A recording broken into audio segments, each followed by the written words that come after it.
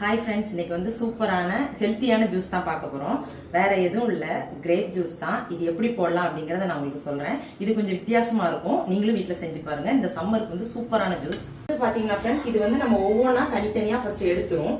இதில் கொஞ்சம் மஞ்சள் தூளும் உப்பு தூளும் சேர்த்துக்கணும் ஃப்ரெண்ட்ஸ். ஏன்னா அதில் வந்து கிருமிகள் இந்த மாதிரி ஏதாவது இருந்துச்சுன்னா அது போயிடும். கொஞ்சம் மஞ்சள் தூளும் லைட்டாக உப்பு சேர்த்துட்டு தண்ணி ஊற்றி ஒரு 10 நிமிஷம் அப்படி வச்சிரும். 10 நிமிஷம் ஆயிடுச்சு ஃப்ரெண்ட்ஸ். இதை வாஷ் பண்ணி நம்ம எடுத்துக்கலாம். இப்போ வந்து இதை அரைச்சு எடுத்துக்கலாம் ஃப்ரெண்ட்ஸ். இது கூட பாத்தீங்கன்னா லைட்டா உப்பு,